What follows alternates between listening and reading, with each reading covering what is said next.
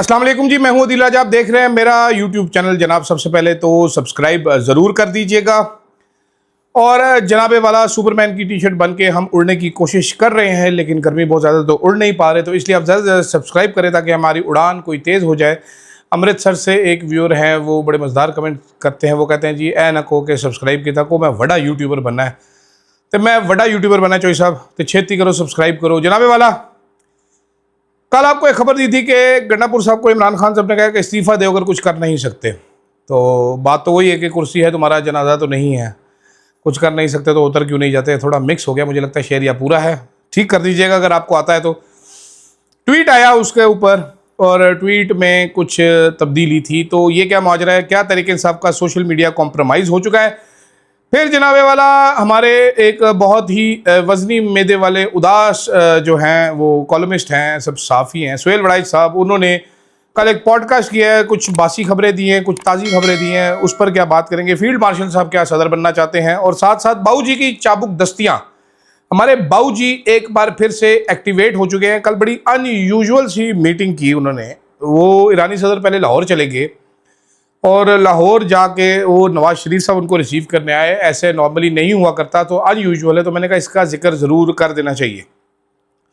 लेकिन सबसे पहले हम शुरू करेंगे जनाबे वाला अपना गंडापुर साहब से। कल मैंने आपको बताया जो ट्वीट आया इमरान खान का, उसमें गंडापुर साहब से इस्तीफ़ा लेने का जिक्र कोई नहीं था, लेकिन उसमें बिल्कुल ऑपरेशन के हवाले से था। बाकी सारी वही बातें थी जो मैंने आपको पढ़ के सुनाई, लफाजी कुछ आगे पीछे की गई थी ट्वीट को जोड़ने के लिए, लेकिन तकरीबन वही सारी बातें थी।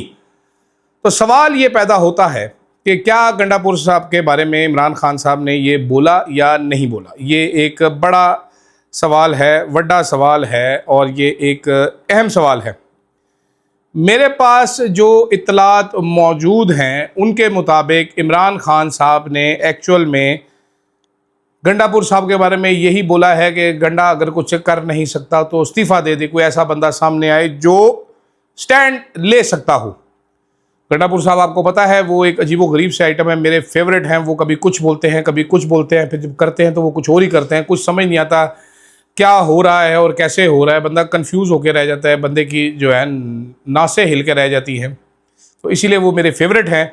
लेकिन फिर हमने की तहकीकात। जब हमने तहकीकात शुरू की तो हमें ये पता लगा जनाबे वाला कि इमरान खान ने एक्चुअल में ये बोला है। मैं आपको लिहाजा पहली चीज़ ये कंफर्म कर रहा हूँ कि इमरान खान ने इन एक्चुअल ये बोला है। अब गंडापुर एंड कंपनी जो है उनके हवाली, वो कहते हैं जी हमें देखिए अलीमा खान और सलमान अकबर राजा ने ये पैगाम तो नहीं दिया, हमें तो नहीं पता कि गंडापुर इस्तीफा दे, जब तक खान केगा नहीं हम तो खड़े हैं। मेरी इतला के मुताबिक इमरान खान के अकाउंट से ये ट्वीट इसलिए नहीं किया गया क्योंकि सोशल मीडिया टीम को ये बताया नहीं गया, उनको कुछ और अल्फाज दिए गए जो उन्होंने ट्वीट कर दिए। इससे पहले भी एक बार मैं आपको बता चुका हूं, मैं दोबारा आपको कंफर्म कर रहा हूं कि इमरान खान का बड़े सख्त अल्फाज एक आए थे कि इमरान खान ने ये बात की है, और सोशल मीडिया टीम सर जोड़कर बैठ गई थी, सोच विचार में पड़ गई थी कि जनाबे वाला ये लिखें तो लिखें कैसे, ये इमरान खान ने ही बोला है या ये किधर अलीमा खान ने अपनी तरफ से तो नहीं लिखवा दिया, या वकील कोई गलती तो नहीं कर रहा। तो यहाँ पर कन्फ्यूजन मच गई थी एक ठीक ठाक। तो उस कन्फ्यूजन के चक्कर में फिर वो अल्फाज इमरान खान के इससे पहले भी चेंज किए गए, और इसकी बार अब की बार मोदी सरकार, मेरी इतला के मुताबिक, एक बार फिर इमरान खान के अल्फाज को तब्दील किया गया है। मेरी कंफर्मेशन ये कहती है, मेरे हकीकी खूबसूरत क्यूट से पपलू डपलू ज़राए जो हैं वो बताते हैं कि इमरान खान ने ये अल्फाज अदा किए हैं, लेकिन ट्वीट में वो नहीं है। तो पहले तो आपको ये इन्फॉर्म करना था कि सोशल मीडिया में भी कुछ लोग हैं अब जो गंडापुर साहब की साइड पे झुकाव हासिल करते हैं, इससे पहले नहीं करते थे, लेकिन कुछ ऐसे हालात और वाक़यात हुए हैं कि उनको गंडापुर साहब अच्छे लगते हैं, क्यूट प्यारे से स्वीट से लगते हैं। तो I don't mind as long as PTI is heavy, but इतला देना आपको फ़र्ज़ है मेरा। दूसरी तरफ जनाबे वाला, जो आपके सुहेल वड़ाइच साहब, उन्होंने एक पॉडकास्ट किया है, उससे पहले उन्होंने कॉलम लिखा था। उस कॉलम में उन्होंने जिक्र किया था कि कैसे मरीम नवाज़ साहिबा कोशिश कर रही हैं लेकिन ग्राउंड पे कोई इम्पैक्ट नहीं है। मुझे यकीन है मरीम नवाज़ ने इनके आधा घंटा कान पकड़ाए होंगे। और कल इन्होंने फिर कुछ बासी खबरें ताज़ी करके पेश की। इन्होंने कहा कि इमरान खान को 100%, 1000% डील ऑफ़र की गई थी। मैं रिपीट करता हूं, मैं आपको एक बार फिर बता देता हूं, मैंने पहले वीलॉग किया है जिसमें कहा गया कि इमरान खान को ये कहा गया था कि आप ये निज़ाम कबूल करें, चुप करके बैठ जाएं, कतर आपको भेज देते हैं, 10 साल बाद आप अगला इलेक्शन आप मिस करेंगे, पार्टी आपकी यहाँ पर चलती रहेगी, गौर खान गंडापुर चलाते रहेंगे, आप फिर वापस आएंगे अगला इलेक्शन मिस करने के बाद, इलेक्शन के नज़दीक, और अपनी कैंपेन, इलेक्शन सरगर्मियाँ, सियासी सरगर्मियाँ जारी करेंगे। उस टाइम तक आप कतर में रिहाइश पजीर होंगे। इमरान खान साहब ने कहा thank you very much, I am not Nawaz Sharif, I will not go. दूसरी बार गंडापुर साहब इमरान खान के पास ऑफर लेके गए कि खान साहब प्यारे से मेरे लीडर, मैं डील कर आया हूँ, आपने कुछ बोलना नहीं है सर, पहला फेज़ ये होगा, हमारा पहला मकसद इस टाइम पे ये है कि आपको यहाँ से निकालें, इस नरक में से निकालें, इस शिट होल में से निकालें। आप बनिकाला शिफ्ट हो जाएंगे सर, वहाँ पर आप हाउस अरेस्ट होंगे, वहाँ पर गार्ड भी लग जाएगी, कुछ 1-2 महीने आपको वहाँ पर अकेले रहना पड़ेगा, लेकिन ये आप घर में घूमे फिरे आराम से चिल करें, कोई मसला नहीं होगा। लेकिन उसके बाद आहिस्ता आहिस्ता रास्ते निकाल लेंगे, फिर सियासी मुलाकातें शुरू कर देंगे। लेकिन सर सिस्टम के खिलाफ एहतजाज नहीं करना, सड़कों पे नहीं आना, आपने इस सिस्टम को मनोन तस्लीम करना है। तो सर 6 महीने में बाई इलेक्शन करा के आपको पार्लियामेंट में ले जाएंगे, कन्विक्शंस खत्म कराना शुरू कर देंगे, अगर हम सही चले तो वो भी सही चलेंगे। जिसपे सुहेल वड़ाइच के मुताबिक खान साहब ने उतार ली थी जूती और गंडापुर साहब को लगे थे मारने। मेरी इतला के मुताबिक, ये जूती वाली इतला मेरी नहीं है, सुहेल वड़ाइच साहब की है। मेरी इतला के मुताबिक ये ज़रूर है कि जनाबे वाला ना सिर्फ गंडापुर साहब बल्कि शेख वकास साहब, बल्कि सलमान अकरम राजा साहब, गौहर साहब, ये काफ़ी सारे, उमर अयूब साहब भी मेरा ख्याल है, ये काफ़ी सारे इस बात पे एग्री थे कि इमरान खान बाहर निकले, बाकी बाद में देखते हैं। इमरान खान का जवाब था, भाईजान पहले मेरी पार्टी के लोगों को बाहर निकालो, जिनको बेगुनाह पकड़ा हुआ है, यास्मीन, राशिद, उमर चिमा, एजाज चौधरी, मियां महमूद रशीद, शाह महमूद कुरैशी, इनको छोड़ो, मेरा मसला नहीं है जेल में रहना, मुझे जेल में रहने दो, इनको बाहर निकलाओ, उसके बाद इनसे आगे बात करते हैं। फिर बात वहां पर ठप हो गई। अब सुहेल वड़ाइच साहब ने तीसरी खबर भी दी है, उन्होंने कहा जी फील्ड मार्शल साहब को, ये एक सेकेंड, ये कोट करना चाहिए, ये बड़ी अहम चीज़ है, आपको हक़ाइक़ का इल्म होना चाहिए कि किसने क्या, कब, कैसे, क्यों कहा है, ताकि आप जो है ना अपना आइडिया खुद निकाल सकें। उन्होंने कहा है कि सदर आसिफ अली जरदारी को हटाने के हवाले से एक हल्के में सोच अब भी है कि फील्ड मार्शल को सदर बनने की प्रपोजल दी जा रही है। मौजूदा निज़ाम चल रहा है लेकिन आइडियल नहीं है, मरीम नवाज मेहनत कर रही है मगर इसका ग्रास रूट पर इम्पैक्ट नज़र नहीं आ रहा। अब जनाबे वाला एजाज सैयद साहब ने यह खबर ब्रेक की थी, वो फिर एजाज सैयद साहब की खबर को झूठा साबित किया गया, वो माफ़ी मांग के बैठ गए ट्रंप वाली पे भी। लेकिन खबर हमारे पास भी थी, मैंने इशारों का नहीं में कई दफ़ा ये बात की थी कि वो कहा जा रहा है कि जनाब फील्ड मार्शल का सुप्रीम लीडर कौन होता है, फील्ड मार्शल खुद सुप्रीम लीडर होता है।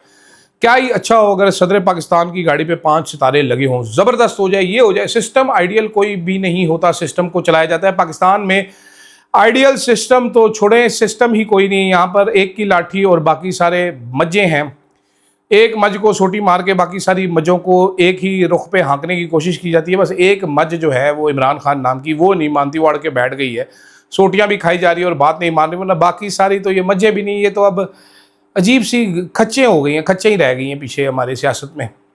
तो बिल्कुल जनाब खबर है, सुहेल वड़ाइच साहब अगर कह रहे हैं तो हम मान लेते हैं जनाब कि अभी भी चल रही है कोशिश आसिफ जरदारी को उठा के फील्ड मार्शल कोई सदर बनाए।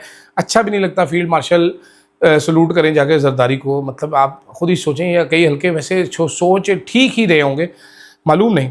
दूसरी तरफ जनाबे वाला बाऊजी भी अभी मैदान में वापस आ चुके हैं। अब बाऊजी बड़े बड़े काम कर रहे हैं, बाऊजी इतने बड़े बड़े काम कर रहे हैं जो आपने सोचे नहीं कि अजीब सी चीज़ें हो रही हैं। सऊदी अरेबिया का सफ़ीर नथिया गली चला जाता है बाऊजी से मिलने, वो यूए का सफ़ीर वो नथिया गली चला जाता है बाऊजी से मिलने। इंटरेस्टिंग चीज़ें आप ऑब्जर्व कीजिएगा, मैं आपको बताता हूँ। शहबाज शरीफ साहब लाहौर जाते हैं, मरियम प्रोटोकॉल क्या होता है, सदर जाएगा तो गवर्नर रिसीव करेगा, पीएम जाएगा तो सीएम रिसीव करेगा। शहबाज शरीफ जाते हैं, मरियम साहिबा रिसीव करने नहीं जाती। मरियम साहिबा रिसीव करने नहीं जाती तो जनाबे वाला चीफ सेक्रेटरी भी नहीं जाता, आईजी पुलिस भी नहीं जाता, कोई और ब्यूरोक्रेट भी नहीं जाता। ठीक है, शहबाज शरीफ साहब कल ही लगे फिर दे, लेकिन जब मियाँ साहब होते हैं तो जनाबे वाला चीफ सेक्रेटरी भी होता है, ये भी होता है, वो भी होता है, शशके मशके होते हैं। तो ये क्या चक्कर है, इस पर भी सोचिए। पहली चीज़ तो ये। दूसरी चीज़ जनाबे वाला सफ़ीर मिलने जा रहे हैं सऊदीया का नथिया गली, उसके बाद यूएई का सफ़ीर मिलने जा रहे हैं, उसके बाद ईरानी सदर जो है वो लाहौर लैंड करता है। ठीक है, पहले वो बाऊजी से मुलाकात करता है, उसके बाद फिर वो शाम को इस्लामाबाद आता है और छोटे बाऊजी से मुलाकात करता है। तो व्हाट इज़ बाऊजी अप टू? बाऊजी की चाबुक दस्तियाँ जो हैं ये किस लिए हैं? हमारे एक ज़राए ने बताया कि बाऊजी को नई असाइनमेंट दी गई है। बाऊजी को बताया गया है कि आपकी बेटी ने आगे वज़ीर आज़म बनना है, तो आप ज़रा इंटरनेशनली उनको एक्सपोजर भी दें, थोड़ा अपने इधर करें, और हमारे लिए 1-2 काम हैं ये भी करते हैं, ज़रा दोस्त ममालिक को पैगाम दे दीजिए ज़रा between the lines. Back track channel के ज़रिए कुछ हमने इसराइल के हवाले से और अमेरिका के हवाले से कुछ फ़ैसले किए हैं। ये ज़राए का दावा है मेरे पास कॉन्फर्मेशन कोई नहीं है, मेरे पास तो ये शक था कि बाबूजी व्हाट इज बाबूजी up to. So this I was trying to find out and I have been told कि भाईजान बाबूजी जो हैं वो एक इस टाइम जहर है कि प्यार है तेरा चुमा, उस गाने को सुनते हैं वो फारिग टाइम में बैठकर और बड़ी बड़ी प्लानिंगें करते हैं। बाबूजी की दिमाग की 80% शरियाने बंद हैं, लेकिन बाबूजी के पास इस मुल्क की तरक्की का प्लान है। ऐसे ही जैसे बंद शरियानों के साथ बाबूजी ने हमें ये जंग जितवा दी थी, आपको पता ही है वो जंग सारी बाबूजी ने प्लान की थी, हमें नून लीग ने बताया और हम नून लीग की किसी भी बात पे वो झुटलाते नहीं हैं, क्योंकि वो सिर्फ सच बोलते हैं जो उनको अच्छा लगता है और हम उसको सच मान लेते हैं। पाकिस्तान में यही सहाफ़त है, आज यही सकाफ़त है, यही उरूज व ज़वाल की दरमियान फ़र्क है। तो अगर वो कह रहे हैं कि बाबूजी, मुझे ये भी पता है बाबूजी के दिमाग की 80% शरियानें बंद थी, खून नहीं पहुंच रहा था बाबूजी के दिमाग को, खून नहीं पहुंच रहा था, दिमाग काम नहीं कर रहा होगा, लेकिन बाबूजी के 20% दिमाग में इतनी शक्ति है, इतना शक्तिशाली वो दिमाग है कि पाकिस्तान की तरक्की का ये जो सफ़र है, ये जो रास्ता है, ये बाबूजी के दिमाग में नीट पड़ा है और इस पर कोई गंगस और कोई फंगस भी नहीं लग सका। तो इंतज़ार करते हैं कि बाबूजी अपना वो 20% चलता हुआ दिमाग कब खोलते हैं और पाकिस्तान को तरक्की का रास्ता देते हैं, ताकि हम भी ज़रा देखें कि तरक्कियाँ कैसे होती हैं जी। तो खैर मुझे दीजिएगा इजाज़त, वीलॉग हो गया हमारा एंड, गर्मी हो गई है ज़्यादा, हम जाते हैं इसको एडिट करते हैं और आप लोगों को तकाते हैं। फ़िलहाल के लिए इजाज़त दीजिएगा, अल्लाह हाफ़िज़।